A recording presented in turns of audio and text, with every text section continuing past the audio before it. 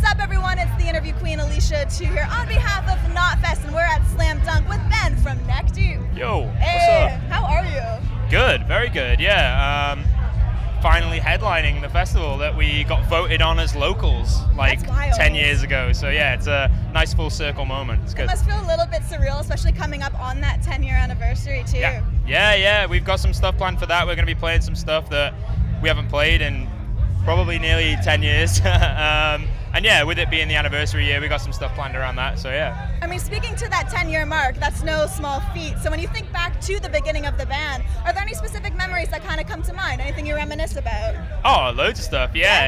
It was an exciting time. I was like 17, 18. I remember the first time we toured in America, like first time even like recording music for real was like, yeah, there's a lot of good memories for sure. A lot of reminiscence to go down for sure. Absolutely, yeah.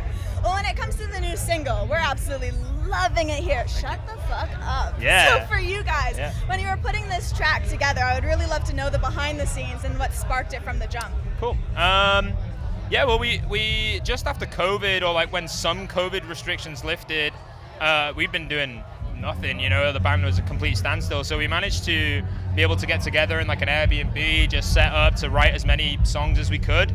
And this was pretty much like one of the stronger ones that came out of that session. And yeah, we kind of wanted to make a statement. Like we kind of wanted to strip it back to more of our like original sound, go back to the roots a bit. I think that's kind of what people want, especially with like the recent surge in pop punk. And we were kind of like, well, we've been doing that for a long time. And we'd just coming off the back of like kind of experimenting with our sound. And so it was maybe time to like marry those two worlds, like go back to our old sound but bring in the new experience that we had. And then as far as lyrically, it's just a big fuck you to the world at the minute, I think, and even a fuck you to myself. Like I'm telling myself to shut up. Like everyone thinks that they know what they're talking about, everyone thinks that they've got it figured out, or just has an opinion. And a lot of the time I think people are maybe just too forward with that shit, and it's probably pays more to just like listen to each other a little bit, but I don't know. And then again, I go and ramble and I can just tell myself to shut the fuck up. It's really like, kind of snotty, very Green Day inspired kind of attitude. I actually got that vibe, so the fact you bring that up, I love that.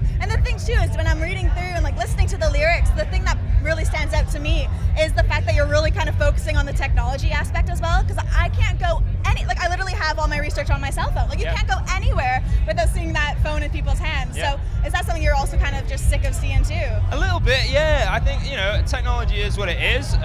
It's a vital part of all of our lives, and even social media has its positives, but yeah, it's definitely just me being grumpy man shakes fist at cloud, just complaining. And hopefully if people can relate, like that's all I try and do with our music, is just try and make it as relatable as possible.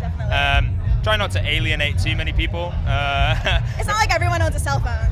Yeah, exactly. Yeah, so I don't know. And I think everyone, as much as everyone is like, is very, like everyone's on their phone. Everyone is like kind of feeds the machine in a way, but like everyone is still very aware that it's like not necessarily a positive thing too. So yeah, kind of an all-encompassing kick off at the world, I guess. I love how it covers so many different topics. And just kind of going back to the title, is there one person in specific right now, whether in the world, in your band, in this room, that you would just love to tell to shut the fuck up? Me? Sometimes, no.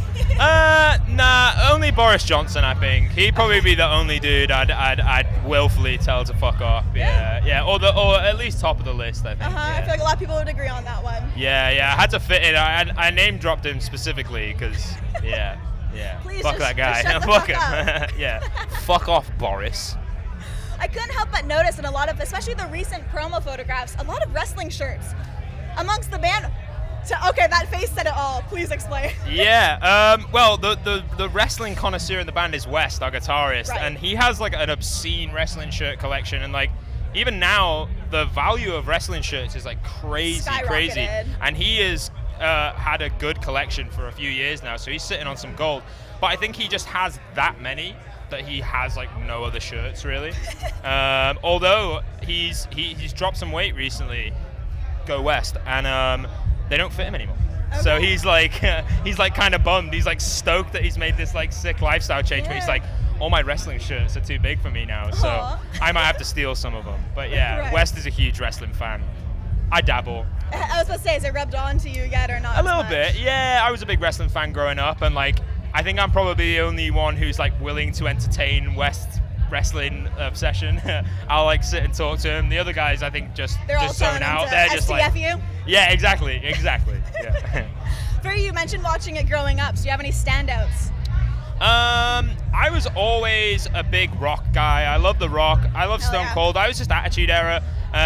Love the Dudley Boys. Love the Hardy Brothers. Like, yeah. Oh, Batista. Dave Batista. So I mean, good. not necessarily Attitude, but like, I had a big thing for Batista because when it was like the big, I think the pay-per-view I remember staying up for as a kid was like, I think it was the Hell in a Cell, but it was like what is it when Elimination Chamber. Yes. It was the Elimination Chamber with like so Batista, good. Triple H. I think The Rock might have been in it too. That was sick. That's so sick. Like, what a trifecta. Yeah. Oh my God. Absolutely Yeah. wild. There was a few others. I think Kane might have been in there too. It was legit. I love that. Top-notch stuff. Yeah. The best. The golden era. Yeah. Well, the last thing I want to ask you about today, Ben, is if you were to get into that ring, two things. What would your persona be, and what band would play you out? Ooh. My persona. I think I'd try and go like. I wouldn't go like super wrestling-y with it. Like I probably wouldn't be in like the tights and stuff. I'd probably like try and rock some jeans.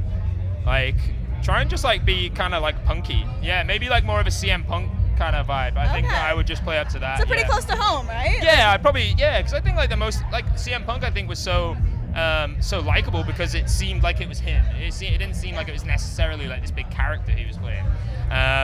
So yeah, I'd probably stick pretty true to myself. And who would play me out? I'd say like Sabbath or something. It'd have to be Sabbath. Shit. Okay, so you're like going War big. Pigs or something. Yeah, just something epic. Yeah. I dig it.